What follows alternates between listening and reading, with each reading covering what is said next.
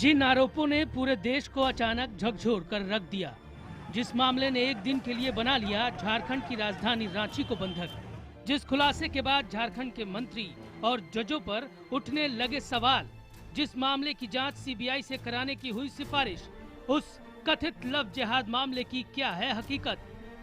कबूल है, कबूल है, कबूल है। काजी ने किया IBM 7 पर दावा। कुछ इस अंदाज में तारा ने माना था रंजीत उर्फ रकीबुल हसन को अपना पति। शब्दों में न तो थी विरोध की आहट, न ही गमगीन होने के लक्षण, और न थी किसी तरह की घबराहट। यह निकाह कराने के लिए आए शहर काजी का दावा। ऐसे कई खुलासे जो सामने आए पहली बार। देखिए काजी के सवाल, तारा के जवाब। क्यों कहा कबूल है?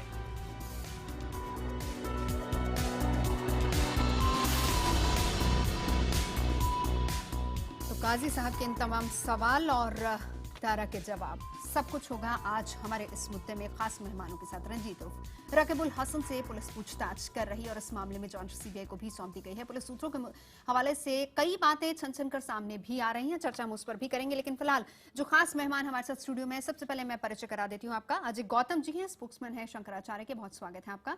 इसके अलावा मौलाना धलवी जी हैं, आपका भी स्वागत है। पत्रकार हैं मनीषा इस वक्त हमारे साथ, और साथ ही साथ आरएसएस लीडर हितेश शंकर भी हमारे साथ मौजूद हैं। हम कोशिश कर रहे हैं कि तारा सहदेव भी हमें मिले, क्योंकि मौलवी साहब ने जिस तरह के खुलासे किए हैं उस पर तारा का क्या कहना है, वो प्रतिक्रिया मिलनी बहुत जरूरी है। इसीलिए हम तारा से भी बात करेंगे कि आखिर जिस तरीके की बात कही जा रही है, तारा ने उस वक्त क्यों कहा था कबूल है। क्योंकि इस तरह की बातें कही जाती हैं कि अगर जरा सी भी आशंका होती तो शायद मौलवी साहब वहीं पर इनकार कर देते। इस पर पहला रिएक्शन मैं धलवी जी आपसे जानना चाहूंगी, क्योंकि जिस काजी साहब ने उस वक्त निकाह पढ़वाया था, उन्होंने कहा कि अगर जरा सी भी आशंका मुझे होती तो शायद मैं निकाह को आगे नहीं पढ़वाता। क्या कहा था उन्होंने? चलिए हम सबसे पहले वही सुनवा देते हैं। मुझे फोन किया गया और मैं वहाँ गया। तो मैं वहाँ जब पहुँचा तो पहुँचने के बाद कुछ लोग थे, वो बोले कि निकाह पढ़ाना है। तो मैंने कार्रवाई जब शुरू की तो उसका नाम तो रकीबुल हसन बताया लोग, लेकिन उसका फादर नेम जब आने लगा तो हिंदू नाम है। तो मुझे अजीब सा लगा, ये क्या मामला है। लोगों ने कहा कि मैंने इस पर इंटरफेयर किया, तो लोगों ने कहा ये इस्लाम में दाखिल है। काजी जान मोहम्मद मुस्तफी, मैं आपसे पहली दलवी साहब आपसे सबसे पहला रिएक्शन जानना चाहूंगी। क्या इसमें ये खुद भी कटघरे में खड़े नहीं होते हैं? अगर आपको जरा सा भी शक था, आपको तुरंत वहां से उठ जाना चाहिए था। बिल्कुल, मेरा कहना है जो कुछ हुआ, काजी साहब ने अगर उनको पहले चीज़ तो खुद वहाँ पे ऐसा निकाह नहीं पढ़ाना चाहिए था। और हमने पहले दिन से ही एक बात कही है और फिर इस बात को दोहरा रहे हैं कि तारा सहदेव के साथ खाली मामला जो इसका नहीं है कि दो अलग अलग मजहब के लोगों ने शादी की है, बल्कि ये उसको जिस तरीके से टॉर्चर किया गया, जिस तरीके के साथ उसके साथ अमानवीय व्यवहार किया गया, ये सारी चीजें बनती हैं। इनकी काजी जान मोहम्मद की भूमिका किस तरीके से कटघरे में खड़ी होती है? मैं उनके साथ बिल्कुल नहीं खड़ा, और मैं मानता हूं कि अगर उनको जरा बराबर संदेह था कि उसके फादर के नाम था तो उनको पहले पूछना चाहिए था और ऐसे निकाह को उनको नहीं पढ़ाना चाहिए था। लेकिन एक चीज़ जो मैं कहना चाहता हूँ बड़े सफाई के साथ, और मुझको उम्मीद है कि आप मुझको इसमें सुनने का मौका देंगे। बिल्कुल। पहले दिन से तारा सहदेव मेरे साथ 3-4 चैनल्स पे भी रही हैं, अगर आपने सुना होगा, पहले दिन से वो एक बात कह रही थी कि मुझको उस वक्त ये मालूम हुआ कि मेरे शौहर कोहली जो हैं वो रकीबुल हैं, जब मुझको अंसारी साहब जो मंत्री हैं उनके यहाँ से इफ्तार कार्ड मिला है। और ये बात वो कहती है मुझको 10-12 दिन बाद मालूम हुई।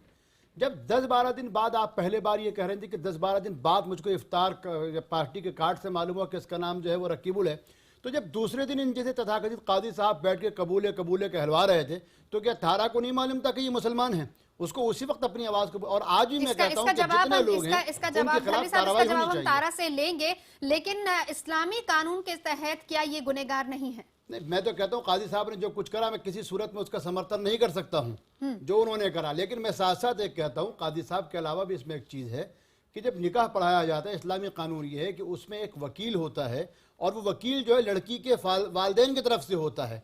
या और लड़के के वालिदैन उन लोगों को भी इनको काजी साहब को बताना चाहिए किन किन लोगों ने उस पर दस्तखत किए हैं, गौतम और जी। वो सारे के सारे लोग जो उसमें उन लोगों को एक्यूज बना के उन पर भी कार्रवाई होनी चाहिए। ठीक है गौतम जी। देखिए, पिछले तकरीबन 2008 से आंकड़े हमारे पास हैं। खास तौर से भारत के खास एक यूपी की बात करें, केरल की बात करें, कर्नाटक की बात करें, ये लव जिहाद नाम की मुहिम जो है लगातार जोर पकड़ती जा रही है। नहीं, लेकिन ये शुरू किसने की? मैं देखिए, एक सवाल बस, जी, जी। कि शादियां तो पहले भी होती थी, ये पिछले 6-7 महीने में लव जिहाद कहां से शुरू हो गया? देखिए, शादी जो है ना वो बड़ा पवित्र शब्द है। जो शादी है वो एक उद्देश्य के लिए की जाती है, जब दो लोग एक दूसरे की रजामंदी के साथ एक साथ रहने का फैसला करते हैं, वंश बढ़ाने का फैसला करते हैं, समाज को जोड़ने का फैसला करते हैं, वो शादी कहलाई जाती है। ये जो किया जाए है ये है एक षड्यंत्र। षड्यंत्र किस लिए है? ये है कि किसी भी तरीके से आप अपना नाम बदलिए, चाहे वो फेसबुक पे फर्जी आईडी बनाइए, चाहे अपना नाम फर्जी रख लीजिए, हाथ के अंदर कलावा बांध लीजिए, गले में भगवान शिव का वो लॉकेट पहन लीजिए, लड़कियों के कॉलेज के बाहर चक्कर लगाइए, किसी ना किसी तरीके से उनको ट्रैप करिए। और ट्रैप करने के बाद क्योंकि जो लड़कियां हैं, क्योंकि हमारे यहाँ हिंदुस्तान में जो सेकुलरिज्म नाम की एक सबसे बड़ी बीमारी है, उस बीमारी के कारण जो हिंदू कल्चर होता है वो सॉफ्ट कल्चर होता है, हम अडॉप्ट कर लेते हैं किसी भी चीज को। आज भी आप देखेंगे अजमेर शरीफ में जितने लोग जाने वाले हैं उसमें आधे तो हिंदू होते हैं। तो कहीं ना कहीं हमारे अंदर की जो सॉफ्टनेस होती है वो उसको उसकी तरफ जो है कहीं ना कहीं आकर्षित कर लेती है। और जब वो लड़कियां ट्रैप हो जाती हैं उसके अंदर, तो उनके पास जब उनकी फोटो खींच के आप उन्हें बोलेंगे, जो कि साफ रिकॉर्डेड चीजें हैं। मैं बात पूरी कर लूं साहब, आप बोलिएगा, मैंने आपकी बात नहीं काटी। जब उन लड़कियों की फोटो खींच ली जाती है आपत्तिजनक अवस्था में, उनको इंटरनेट पे लोड करके ब्लैकमेलिंग होता है, ये क्राइम हुआ ना, ये क्राइम की बात है, ये अलग बात होती है। दलवी साहब जी के नाम पर हिंदू लड़कियों के साथ किया एक जा मैं रहा इनसे है। पूछना चाहता हूं, गौतम जी एक मिनट जी, दलवी एक साहब बात इनसे पूछना चाहता हूं। पहली चीज तो ये, मैं बहैसियत एक मुस्लिम धर्मगुरु पूरी जिम्मेदारी के साथ कहता हूं कि इस्लाम कभी भी इस तरीके की शादियों की ना उसने इजाजत दी है और ना इस तरीके तो की क्या हरकत- इस शादी को मान्यता मिलेगी या बिल्कुल नहीं? मान्यता नहीं दी ये गई, मान्य नहीं बिल्कुल। है। और लेकिन एक चीज मैं इन सबके हम अपने दोस्त से भी और सबके माध्यम से सबसे एक बात पूछना चाहता हूं, जिस देश में सूरत हाल ये हो कि जहां नेपाल की मासूम हिंदू बच्चियों को या बंगाल या बांग्लादेश की मुस्लिम बच्चियों को हमारे यहाँ जो बंबई, कलकत्ता और दिल्ली में जो विश्वविद्यालय यानी जो उनको वेश्यावृत्ति में धकेल दिया जाता है, और वहां जाने वाले लोग जो उनके साथ क्या कभी हमने उनके खिलाफ कोई आवाजें उठाई? हमारा कहना यह कि ये एक औरत पे अत्याचार हुआ है और उस औरत के अत्याचार के लिए धर्म से ऊपर उठ के हमको करना चाहिए। मनीषा, अरे ये एक तो ऐसा रिएक्शन देश है, आपसे धोबी के आरोप पे सीता को भी अग्नि परीक्षा देनी पड़ी थी। आप तारादेव को एक हिंदू बना के क्यों वो करते हैं? आप औरतों की लड़ाई लड़ी, औरतों के हुकूक की बात कीजिए। ये कोई धोबी का वंश नहीं है कि धोबी के कहने पे आप किसी को जो है हम उनको जो है सती परीक्षा करवाएंगे। उसको हक दिलवाना चाहिए। काजी हो, रकीबुल हो, कोई भी लोग हैं जिन्होंने इस जुर्म में साबित है, उन सबको सजा मिलनी चाहिए, मेरा ये कहना है। जी जी मेरा देखिए बहुत स्पष्ट मनीषा। बात है। एक मिनट नवजोत जी, मैं एक सीधी बात कह दूं। एक जो चीज है, मैं अपने दोस्त की बात से कोई मतलब मैं ये नहीं कि मैं इनकी चलिए, बात को अच्छा गलत लगा ठहरा रहा मुझे कि आप हूं, इस लेकिन मंच मैं पर एक बात हिंदू स्पष्ट मुस्लिम कहता दोस्ती का हूं भी एक कि ये मिसाल जो पेश गुनाह कर रहे है हैं। ये धर्म के आधार पर किया जा रहा है। ये जो गुनाह है ये धर्म के आधार पर किया जा रहा है। ये धर्म के आधार पर है, जिसके आंकड़े हैं 2008 से लगातार 2000 लड़कियां गायब हुई, उसके बाद वो संख्या लगातार बढ़ती जा रही है। लेकिन ना उन तो लड़कियों हिंदू को की आबादी उन लड़कियों को ना सिर्फ मुसलमान इसलिए की। ट्रैप किया जाता है गौतम क्योंकि जी, वो रुकिए। हिंदू लड़की है। गौतम जी, इसके रुकिए। अंदर आप चाहे मुजफ्फरनगर का कांड देख लीजिए, मेरठ का कांड लीजिए, मदरसे तक उसके अंदर शामिल रहे हैं। दावे के साथ मैं कह रहा उसके हूं, अंदर मनीषा। मदरसे तक शामिल रहे हैं। ये एक मनीषा, ऑर्गेनाइज्ड क्राइम है अगेंस्ट ए स्पेशल गौतम कम्युनिटी। जी, गौतम जी, मैं ऐसा है आईआईटी की थी। एक मिनट आप दलवी साहब, एक मिनट। लॉजिक के साथ बात करिए। आप जिस लव जिहाद की बात कर रहे हैं आप भूल रहे हैं, वो व्यक्ति हिंदू है, फिर उसने इस्लाम बाद में कबूल किया। यानी कि आप हिंदू को बोलिए ना कि हिंदू ये काम कर रहा है, उसको नहीं, आप चीज को घुमाइए मत। मैं खाली तारा शाहदेव नहीं, के लिए बात गलत, करने नहीं आप आया। गलत बोल मैं रहे बात हैं। करने आप आया गलत बोल रहे हैं। उन 20,000 शादी लड़कियों की जो करके गायब हुई है लव जिहाद के नाम पर। नहीं। मैं बात करने आया हूँ 20,000 लड़कियों की। मैं बात करने आया हूँ 20,000 लड़कियों की जो लव जिहाद के नाम पर गायब हुई है। एक मैं आपसे सवाल करना चाहता हूं। मेरा कहना ये, भारत की लड़कियां जहां रानी झांसी जैसी लड़कियां हो, जहां हजरत जैसी लड़कियां हो, मैं इनसे पूछता हूं, लव जिहाद तो आज का है, मैं इनसे पूछता हूं अकबर से लेके और बहादुर शाह की मां तक, लालाबाई तक, 250 साल तक हमारे देश के सबसे वीर जिनको कहा जाता है योद्धा शूर यानी राजपुताना की बेटियां जो हैं वो मुगलों के साथ आती रही, तब इनकी अस्मिता कब जाग रही थी? अस्मिता वो उनकी प्रशासनिक मजबूरी थी। तो आप क्या चाहते हो इस देश में जोधा अकबर का रिमेक होता रहे? आप क्या चाहते हो जोधा अकबर का रिमेक होता रहे? आप जहांगीर की बात क्यों नहीं करते जिसकी लड़की की लवंगी की शादी जो है ब्राह्मण से हुई? आप उसकी बात क्यों नहीं करते कि जहांगीर की लड़की लवंगी की शादी ब्राह्मण से हुई? सुब्रमण्यम मैं क्या कहता हूँ, आप उसकी बात क्यों नहीं करते? जहांगीर की लड़की की बात क्यों नहीं करते? जहांगीर की लड़की की लवंगी की बात क्यों नहीं करते? जहांगीर की लड़की की लवंगी की बात क्यों नहीं करते? जोधा अकबर का रिमेक, जोधा अकबर का रिमेक अब हम हम इस जोधा अकबर का रिमेक इस हिंदुस्तान में नहीं होने देंगे। वो मजबूरी थी, वो उनसे पूछिए। आज हम जिंदा है, आज मैंने कहा नहीं था, मैंने कहा वो उस वक्त की मोहब्बत थी। आप उन लड़कियों की बात क्यों नहीं करते जिन्होंने जोहर किया? आप उन लड़कियों की बात, आप उन महिलाओं की बात क्यों नहीं करते जिन्होंने जोहर को स्वीकार किया बजाय मुसलमान से शादी करने के?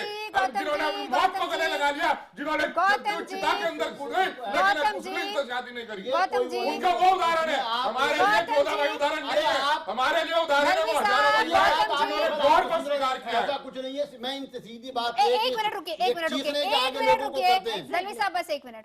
आप दोनों के बगल में पानी का ग्लास रखा है, पीजिए। एक और गेस्ट, एक मिनट रुकिए। हमारे साथ शाइस्ता अंबर भी मौजूद है, हितेश जी भी मौजूद है, मैं उनके पास भी जाना चाहूंगी। जी शाइस्ता।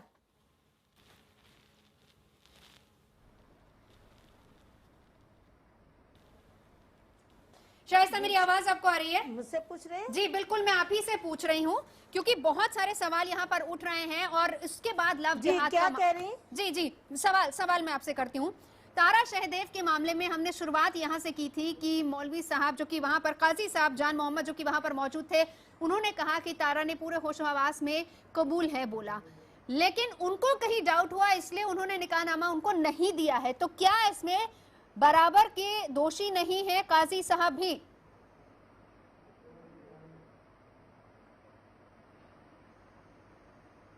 बिल्कुल सही बात है।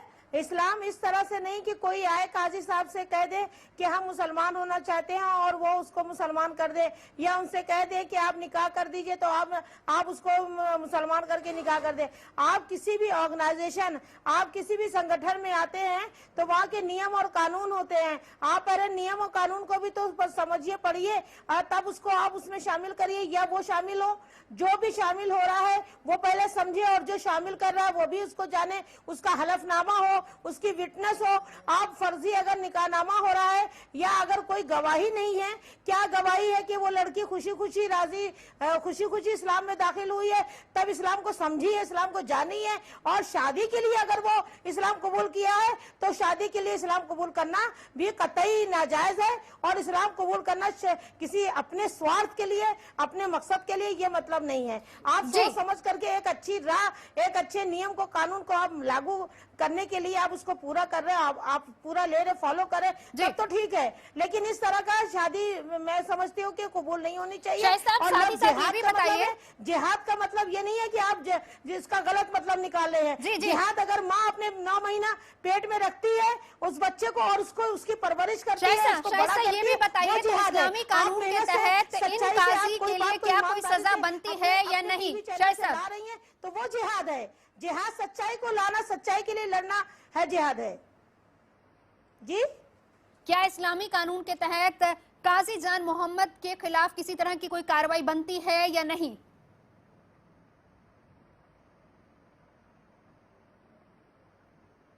नहीं, उसको काजी जो वाकई में इस्लाम के कानून को फॉलो कर रहे हैं, पर्सनल लॉ बोर्ड को चाहिए कि वो उसको लेकर अपने आदमी भेजे और उस लड़के से पूछें कि क्या उस लड़की को खुशी खुशी कबूल किया इस्लाम या शादी के लिए किया है। शादी के मकसद से इस्लाम कबूल करना कोई मतलब नहीं रखता है। आप इस्लाम के कंसेप्ट को, कानून को, उनके उसूलों को, उनके नियम को समझिए, उनकी तालीमात, उनकी शिक्षा को समझिए, तब आप इस्लाम कबूल करिए। शादी के लिए कोई भी आए और इस्लाम कबूल कर ले, शादी कर ले, ये निजी हित है, निजी स्वार्थ है। मैं इसको नहीं मानती हूँ। मैं एक छोटा सा रिएक्शन हितेश जी से जानना चाहूंगी। गौतम जी आपके पास आ रही हूँ। हितेश जी तो पहले उससे हितेश जी ले।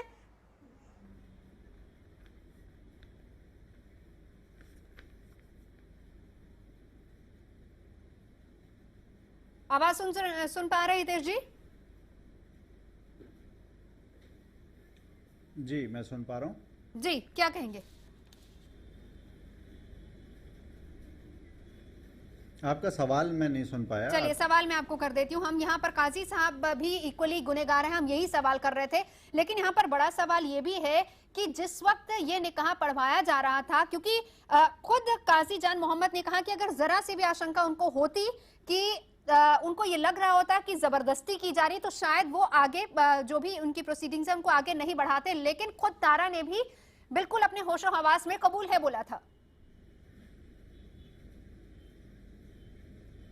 मैं इसका जवाब दूंगा। पहले तो नवजोत, मेरा आग्रह है कि आपने जो मेरा परिचय दिया जी, वो आरएसएस के विचारक के तौर पर, नेता के तौर पर दिया। मैं पांचजन्य के संपादक के तौर पर आपके स्टूडियो में आज इस बहस में शामिल हूं। चलिए बहुत स्वागत है आपका जी। दूसरी बात, आपने जो कहा कि काजी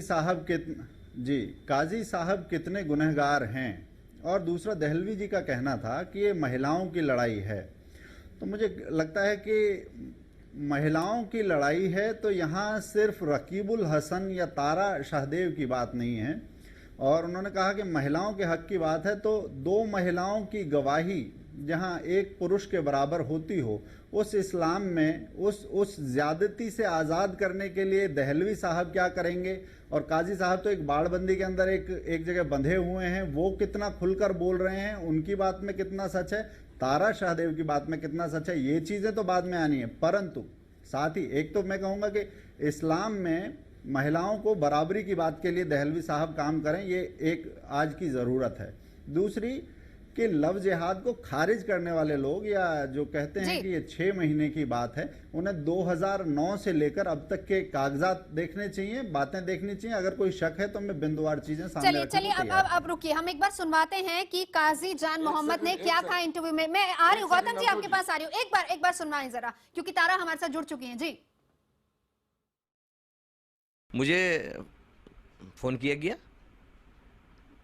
और मैं वहाँ गया। तो मैं वहाँ जब पहुँचा तो पहुँचने के बाद कुछ लोग थे, वो बोले कि निकाह पढ़ाना है। तो मैंने कार्रवाई जब शुरू की तो उसका नाम तो रकीबुल हसन बताया लोग, लेकिन उसका फादर नेम जब आने लगा तो हिंदू नाम है। तो मुझे अजीब सा लगा, ये क्या मामला है। लोगों ने कहा कि मैंने इस पर इंटरफेयर किया, तो लोगों ने कहा ये इस्लाम में दाखिल है। फिर बच्ची की बारी आई तो मुझे बताया गया इसका नाम है सारा, नाम है सारा परवीन, ठीक है। जब उसके फादर का नाम मैं जब कहने लगा तो वहाँ फिर कोई हिंदू नाम था। मुझे डाउट हुआ, हमारे दोनों का मामला इस तरह है, दोनों का मामला इस तरह है। तो कहा नहीं, ये इस्लाम में दोनों दाखिल हैं, दोनों दाखिल हैं। और इसके बाद भी हम आपको बता दें कि जिस वक्त उन्होंने प्रमाण पत्र मांगा काजी साहब ने, तो उन्होंने कहा, रकीबुल की तरफ से ये कहा गया कि वो हम आपको उपलब्ध करवा देंगे। खुद तारा इस वक्त हमारे से जुड़ गई। तारा, क्या आपके सामने काजी साहब ने आपके भी इस्लाम में दाखिल होने की बात कही थी? जी नहीं, उस टाइम तो सिर्फ ये बात हुई थी जो निकाह कबूल करना होता है कि किस तरीके से ये लोग 3 बार बोलते हैं कि कबूल कीजिए। क्या उन्होंने आपसे ये पूछा था कि आपने इस्लाम कबूल किया है या नहीं? जी नहीं, ऐसी कोई बात नहीं हुई थी। तो फिर जिस वक्त वो आपसे बात कर रहे थे, आपको नहीं लगता कि आपको उनको ये बात कहनी चाहिए थी कि भाई मैं तो एक हिंदू लड़की हूँ और ये सब जबरदस्ती किया जा रहा है मेरे से? सर मैम, जिस जगह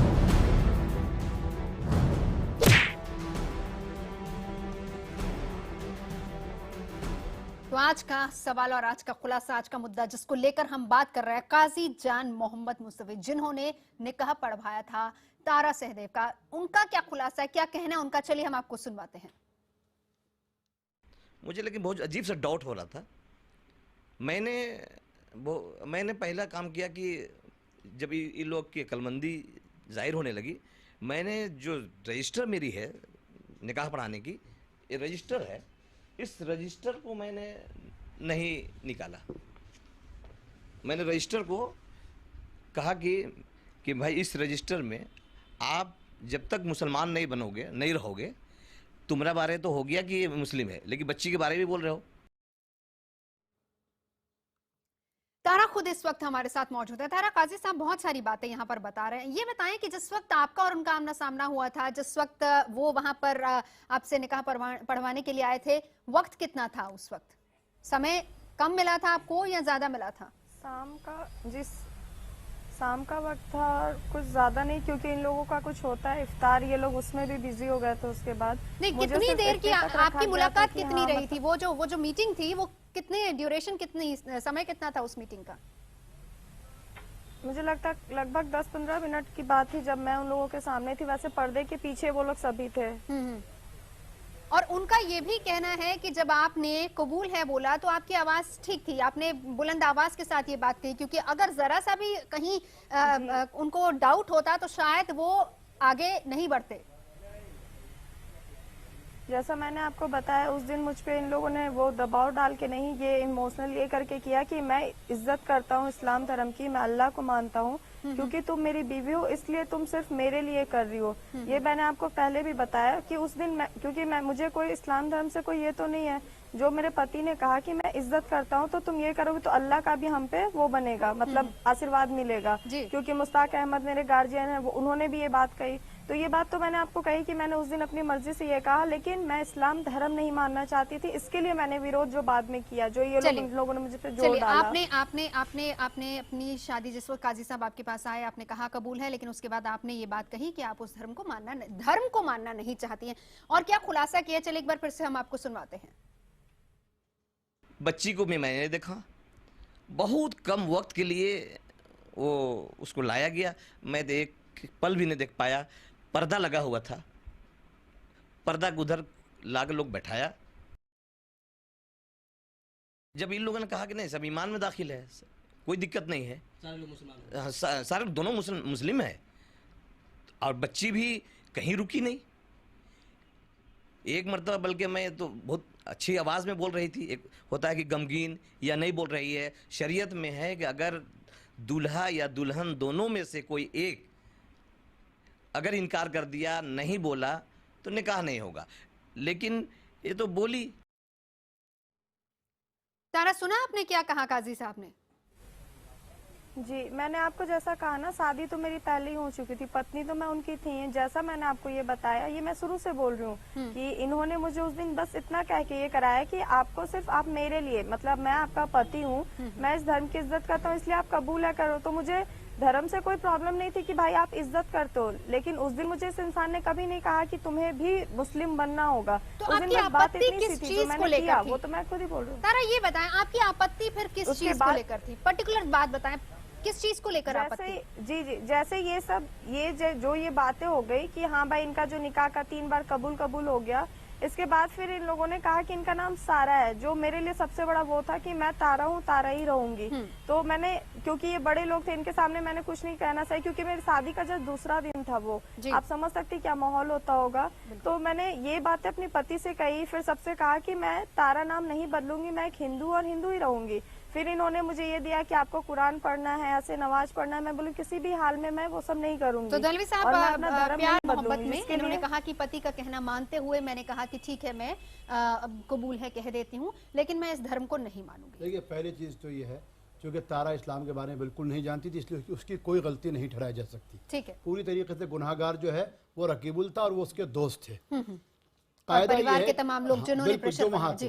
कायदा ये है कि खाली कबूल नहीं होता, बल्कि काजी ये कहते हैं कि मैं इतने हजार महर पे एक वकील और 2 गवाहों के साथ रकीबुल सन ऑफ जो भी है, ये कोहली जो, इसका निकाह तुम्हारे साथ कर रहा हूँ, क्या तुमको इसका अपने साथ निकाह कबूल है? मैं 1 मिनट, तारा, इस तरह की लाइन क्या वहां पर कही गई थी? मैम, जिस समय मुझे लाया गया था, सिर्फ मुझे इतना कहने गया कि उस समय उन्होंने जो ये कहा था कि आप इनको अपने शौहर के रूप में मानती है, तो मैंने उस टाइम पे कहा कबूल है, कबूल है। गवाह था कोई वहाँ पर उस वक्त आपकी तरफ से? मैम, मैंने कहा ना 10-15 लोग करीब थे उधर, जैसे आवाजें आ रही थी, अच्छे खासे लोग थे उधर। क्या आपने रजिस्टर पर साइन किए? नहीं मैम, मैंने कोई रजिस्टर पे साइन नहीं किया था, क्योंकि पर्दे के साइड पे इसका मतलब इस शादी की कोई मान्यता नहीं है, शादी वो पहले वाली ही मानी जाए। तारा सहदेव जो है, जो कह रही है, उसको हमको बहुत ध्यान से सुनना चाहिए। तारा पहले दिन से कह रही है कि मैंने उससे कोहली से प्यार किया, शादी की, हिंदू रस्म और रिवाज के मुताबिक शादी की, उस पर कोई एतराज किसी को नहीं है। एतराज इस बात पे है कि वो जो जालिम है जिसका नाम कोहली है या जो रकीबुल बन गया और आगे वो क्या बने कोई नहीं जानता, उसने जो कुछ इसके साथ किया है वो गलत किया। और मैं कहता हूं कि जो लोग भी थे, जो उसके माता पिता हैं या जो गार्जियन थे या जो उसके सहयोगी थे या दोस्त थे, जो भी वहां मौजूद थे, तारा से उन सब की आइडेंटिफिकेशन होना चाहिए और उन सबको भी कटहरे में खड़ा करके उनको भी सजा मिलनी चाहिए, पहली चीज। दूसरी चीज ये, आइंदा कोई तारा सहदेव के साथ ऐसा मामला ना हो किसी और के साथ, उसके लिए मैं जो है आपके माध्यम से बार बार मुस्लिम समाज ये कह रहा है कि भाई आप एक इंक्वायरी करवाइए, तथ्य सामने लाइए। ऐसे कितने लोग हैं जिन्होंने ऐसा जुल्म किया है, अगर वो मुसलमान हैं और जबरन इस तरह कराया गया है तो हम डंके की चोट पे कह रहे हैं कि उनको सजा दीजिए, हम समर्थन करेंगे। ठीक है दलवी साहब रुकिए, एक मिनट गौतम जी, एक मिनट। हितेश जी, क्या कुछ समझ में आ रहा है अब आपको इसमें? मुझे सब कुछ समझ में आ रहा है। मुझे ये भी समझ में आ रहा है कि आपकी बहस जो है वो कहीं ना कहीं एक ट्रैक से उतर गई है। जैसे कि तारा सहदेव अगर कहती हैं निकाह कबूल है, तो इसमें कहीं नहीं है कि इस्लाम कबूल है। और यदि उससे पहले हम भी यही कह रहे हैं, रकीबुल की शादी तारा के साथ हुई थी जिसका धर्म मैं ये कह रहा हूं कि निकाह कबूल करना, इस्लाम कबूल करना दो चीजें हैं जो इस बहस में गायब हैं। दूसरी चीज जो मेरा कहना है कि अगर रकीबुल की शादी तारा सहदेव से एक दिन पहले हो गई थी तो उसमें भी वही कबूल है का तत्व शामिल है, तो क्या वो मुसलमान लड़का क्या एक दिन पहले हिंदू हो गया था? दूसरी बात मैं एक और कहता हूं कि इस तरीके के प्रेम विवाहों के बारे में जो सबसे संदिग्ध बात है वो ये कि मुझे लगता है इस तरह के मजहबी निकाहों में जो लोग लव जिहाद को नकारते हैं उनके लिए एक सवाल ये है कि कितने लड़कों ने अपना धर्म प्यार के लिए छोड़ा, अपना मजहब बदला, क्योंकि ये सबसे बड़ा सवाल है। लड़की ही अपना धर्म क्यों बदलेगी, मजहब क्यों बदलेगी, उपासना मार्ग क्यों बदलेगी? ये महिलाओं की बराबरी के हक की वो बात है जिससे दहलवी साहब कतरा के निकल जाना चाहते हैं, मगर नहीं बिल्कुल नहीं निकलेंगे। दहलवी साहब बिल्कुल इसका समर्थन करेंगे जी। में भी बहुत बदलाव हुए। मैं कह रहा हूँ कि सती प्रथा से लेकर हिंदुत्व में बहुत सारी चीजें हिंदू धर्म में बदली गई हैं, परंतु इस्लाम आज भी उसी चलिए वो एक अलग बात है, वो एक अलग बात है। मैं शाइस्ता आपसे इसका जवाब चाहूंगी। हितेश जी ने जो बातें कही, दलवी जी एक मिनट रुकिए, एक मिनट सोसाइटी को, दलवी जी रुकिए, शाइस्ता दलवी जी शाइस्ता को बोलने दीजिए जी। महिला समाज से अन्याय की लड़ाई नहीं, महिलाओं की बात हो रही है। एक बार शाइस्ता जी आप बताइए।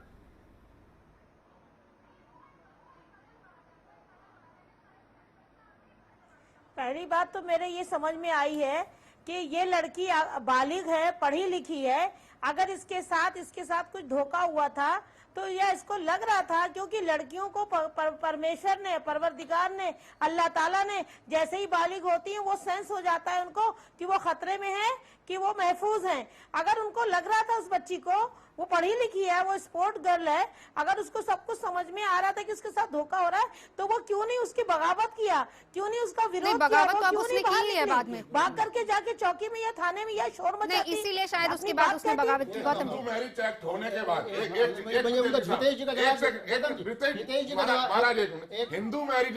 हिंदू मैरिज एक्ट के अंदर क्लियर कंडीशन है कि दोनों लोग हिंदू होने चाहिए। इवन यहाँ तक भी क्या कि अगर उनका आपस में ये रिश्ता है तो भी वो आपस में शादी नहीं कर सकते। ये हिंदू मैरिज एक्ट की कंडीशन है। इसका मतलब जब शादी हुई उस वक्त में वो कोहली है, रहीबुल जो है उसने फेक आइडेंटिटी ली। अगर उसका मुस्लिम में वो था, धर्म था, तो उसने ट्रैप किया, उसने उसको ट्रैप किया, उसने उस लड़की को, महाराज जी आप मानिए, उसने उस लड़की को ट्रैप किया। और मात्र ये यहाँ पर सिर्फ तारा या सारा का मुद्दा नहीं है, यह बाद मुद्दा है उन 20,000 लड़कियों का भी, 20,000 लड़कियों का भी यहाँ पर वो मुद्दा है जो कि इस लव जिहाद का शिकार हुई है, चाहे फेसबुक पे फर्जी आइडेंटिटी बनाई गई हो, चाहे किसी भी तरीके से अपनी गले के अंदर मुस्लिम होते हुए रक्षा सूत्र बांधा गया हो, टीका लगा के भगवान शिव की माला पहन के गए हो, चाहे किसी भी तरीके से सिर्फ और उसके नीचे महाराज में बात खत्म कर लो, आप करिए। परेशानी क्या है इस देश में? पहली चीज तो ये कि इस देश के अंदर और बहुत सारे मामलात होते हैं लेकिन कभी कोई उस पर चर्चा नहीं करते। बदकिस्मती ये है कि जिस देश के अंदर इतने बड़े बहुमत के साथ सरकार आई हो चर्चा अभी हम इसलिए इस पर कर रहे हैं, नहीं दलवी साहब, इसलिए हम कर रहे हैं क्योंकि ये लव जिहाद कहाँ से आ जाता है बातें, उस लड़की पर अत्याचार हुआ है, उसको न्याय मिलना चाहिए जी। लव जिहाद जैसी कोई चीज है नहीं, पहले तो हम कहते हैं। दूसरी चीज ये कि हम किसी भी सूरत में ऐसी शादियों का समर्थन नहीं करते, अगर करते तो उनका किसी सूरत में नहीं है। तीसरी चीज ये, मैं 2 उदाहरण दूंगा, नाम नहीं दूंगा। परेशानी ये है कि हमारे यहाँ बहुत सारे लोग जो हैं, जैसे अवधेश जी, बहुत अच्छी बात है, बहुत अच्छे संपादक हैं, पंजन्य पढ़ता हूँ, लेकिन वो मठाधीश नहीं है, धर्मावलंबी नहीं जो उनको उसी बात का जवाब देता। दिक्कत क्या है, आज की तारीख में आप जानते हैं, मैं नाम नहीं लूंगा, किसी का दिल टूटे उसके अंदर 2 चीजें हुई। खुद हरियाणा के अंदर जो है एक डिप्टी सीएम ने जो है खाली प्यार मोहब्बत के लिए और हिंदू मैरिज एक्ट से बचने के लिए जो कुछ किया वो आपके सामने है। देखिए हम खुद एक सांसद और एक अदाकारा ने जो कुछ किया वो ऐसे बहुत सारे हमारे पास एग्जाम्पल है, हजारों ऐसी शादियां हैं, वहां तक नहीं जाए। मनीषा नहीं किया, आपने क्यों खिड़की खोली हुई है? हमने आपने क्यों खिड़की खोली हुई है? आप आइए, आप सबूत नहीं देते ना, सुनने की बात नहीं, आप सच को स्वीकार क्यों नहीं करते? आप ये बताइए, आपने क्यों स्वीकार किया जब आप जानते थे ये आदमी षड्यंत्र के तहत आया है, षड्यंत्र के तहत आया है, आपने उसको स्पेस क्यों दिया? आपने उसको गुनाह करने के लिए, गुनाह परेशानी क्या है, इल्जाम तो लगाते हैं पर सबूत नहीं देंगे। प्रधानमंत्री आपके नहीं है क्या? उन्हें नहीं मानते? आप मेरे भी हैं, तो प्रधानमंत्री से, अपने गृह मंत्री राजनाथ सिंह जी से, दूसरे मुस्लिम समाज की तरफ से ये अपील करता हूं कि माननीय प्रधानमंत्री और माननीय गृह मंत्री जो मेरे भी हैं, पूरे मुस्लिम समाज, पूरे भारत के, कि इस जो कुछ चल रहा है, उन्होंने खुद कहा था कि इस देश में अब एक संविधान की बात होगी, इसलिए संविधान के वास्ता देते हुए उनसे कहता हूं इंक्वायरी कराइए, जो लोग हैं उसमें लिप्त हैं उनको सजा दिलवाइए। पर इल्जामात लगा के जो झगड़े हो रहे हैं, अभी झारखंड का चुनाव दूर है, महाराष्ट्र का चुनाव दूर है, उत्तर प्रदेश में 3 साल का चुनाव का वक्त बाकी है, भारत में 5 साल। अरे इंक्वायरी करें तो हम समर्थन करेंगे। हम कहते हैं कि इसमें पूरी गौतम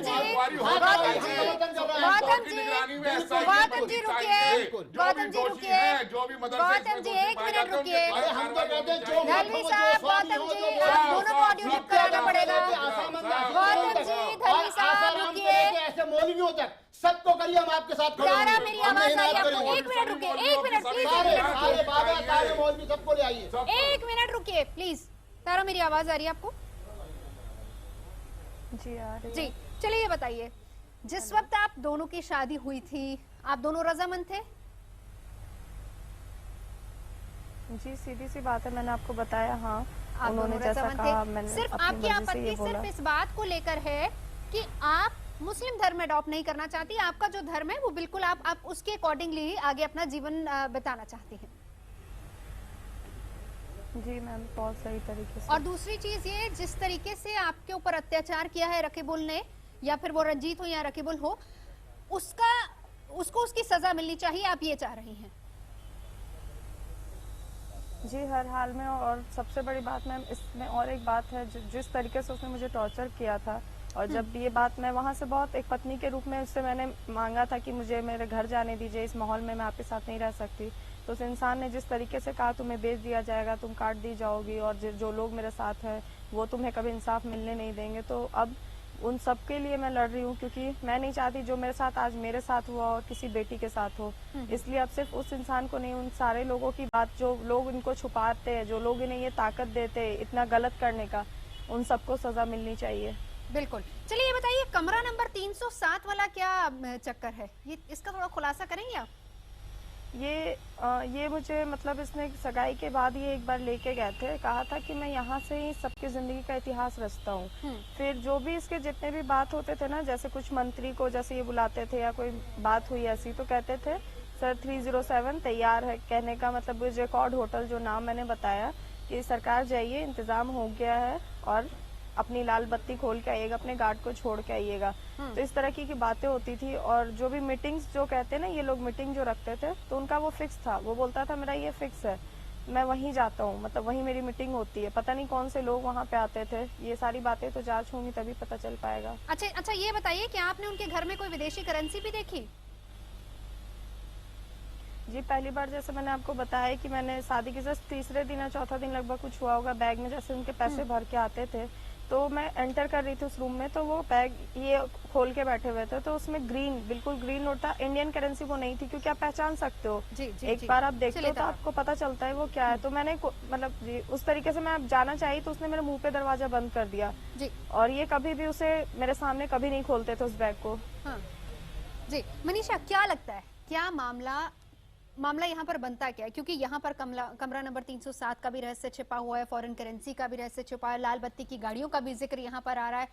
क्या देख रहे हैं, समझ क्या आ रहा है इसमें? नो डाउट नवजोत, ये सेक्स रैकेट का ही मामला है और ये लड़कियों को इस तरह से फंसाता होगा और फंसाकर ये काम करता होगा। इसमें जो बहुत सारी चीजें घालमेल की जा रही हैं, एक बात जो आपने शुरू में कही कि कबूल है, उसने बहुत ही नॉर्मल तरीके से बोला। जब हम किसी को प्रेम कर रहे होते हैं तो उस वक्त वो जो कह रहा है हम सब मानने को तैयार हैं। जैसे कि तारा कह रही है कि उसने कहा कि उनको खुश करने के लिए या मेरा इसमें आस्था है और तुम कर लो। अगर वो वाकई में इस्लाम मानता होता तो भी शायद वो लड़की ऐसा करने को तैयार हो जाती। लेकिन जब धीरे धीरे पर्दे खुलती हैं और आप प्रेम के खुमार से बाहर निकलते हैं, तब आपको हकीकत समझ में आती है। दूसरी बात, अगर वो बाद में जबरदस्ती कर रहा है या मारपिटाई कर रहा है या आपको भी यूज करना चाहता है जैसे वो दूसरी लड़कियों को कर रहा था, तब मानी सी बात है जो तारा ने किया वो बहुत हिम्मत की बात है। हमारे यहाँ अभी भी मतलब गौतम जी माफ करें, पर क्या जो लोग हिंदू कट्टर हिंदू हैं वो क्या इस तरह का काम नहीं करते हैं? अभी जो एक मामला खुला है वो तो एकदम हिंदू है, वो कोई इस्लाम को नहीं मान रहा है, वो लोग भी ये काम कर रहे हैं। सोसाइटी में जो ये काम हो रहा है, जो देहलवी साहब कह रहे हैं, हमें उसको देखना होगा, ना कि हम धर्म वाले पचड़े में पड़े। ना ये हिंदू ना मुस्लिम किसी की बात नहीं, यहाँ पर ये है कि महिलाओं पर अत्याचार हो रहा है, उन्हें बहला फुसलाकर गलत रास्ते पर ले जाया जा रहा है। अगर मनीषा जी के बात खत्म हो जाए तो मैं कहूंगा बिल्कुल आप बोलिए। नहीं, मैं मेरी बात नहीं, मनीषा जी की बात खत्म हुई। गौतम जी समय कम है, जल्दी। देखिए बहुत सीधी सी बात है, बहुत सीधी सी बात है। गुनाह जो है वो महिलाओं के साथ हो रहा है, जो विक्टिमाइजेशन है वो महिलाओं के साथ है, वो किसी भी धर्म की हो सकती है। लेकिन उसमें अगर 90% जो महिला है वो किसी एक विशेष धर्म की हो तो वहां धर्म का क्वेश्चन खड़ा होता है। ये मेरे पास एक पेज है, फेसबुक का पेज है। अब फिर धर्म पे धर्म की बात नहीं, उसमें फेसबुक फतवा करके नवजोत जी फेसबुक फतवा करके एक पेज बना हुआ है जिसमें क्लियरली लिखा हुआ है हिंदू लड़की भगाओ और 6 बच्चे पैदा करो। इसका डोमेन भी है, इसका डोमेन भी है। इसका मतलब ये है कि कहीं ना कहीं तो ये मुहिम चल रही है। अभी एक मैं न्यूज चैनल का नाम लूंगा, उन्होंने आंकड़े पेश करे कि किस तरह उनको मदरसों से मोटरसाइकिल, पैसा, फंडिंग सब चीजें मिलती है सिर्फ इसलिए कि आप हिंदू लड़कियों को फंसाइए, जिसमें कोड वर्ड है लव कृष्णा। लव कृष्णा का मतलब है कि आप हिंदू लड़कियों को ट्रैप करिए, लव जीसस का मतलब है आप क्रिश्चियन लड़कियों को ट्रैप करिए। सबकी सुप्रीम कोर्ट की निगरानी में सीबीआई जांच होनी चाहिए कि आखिर हिंदू लड़कियां हर साल 4000 से 5000 की तादाद में कहाँ गायब होती है। इसका रिकॉर्ड हर साल गायब होती है, वो बाहर जाती है। गौतम जी एक मिनट, मेरा कहना ये है, पहली चीज फिर दोहरा रहा हूँ, इस पे जो है देशव्यापी जांच हो, सुप्रीम कोर्ट के सिटिंग जज इस पे इंक्वायरी करें, मैं इसका समर्थन करता हूं। दूसरी चीज जो है, जो बड़े संक्षेप के साथ में जो अभी बार बार गौतम जी इस बात को कह रहे हैं, हमारा कहना यह है कि आप अगर कोई है इस तरीके का हादसा हुआ है तो हम तो बड़ी जिम्मेदारी के साथ कह रहे हैं कि भाई आप इंक्वायरी कराइए ना। हाँ। आप इंक्वायरी कराइए, तथ्य सामने लेके आइए, हम आपका समर्थन करेंगे। बहुत समय लग जाता है हितेश जी। नहीं, कोई नहीं बचाएगा। हितेश जी आखिरी रिएक्शन गौतम जी प्लीज बोलने दीजिए। मेरठ और मुजफ्फरनगर के दंगों में बताइए। हितेश जी बोलिए, सुन रहे हैं। गौतम जी रुकिए।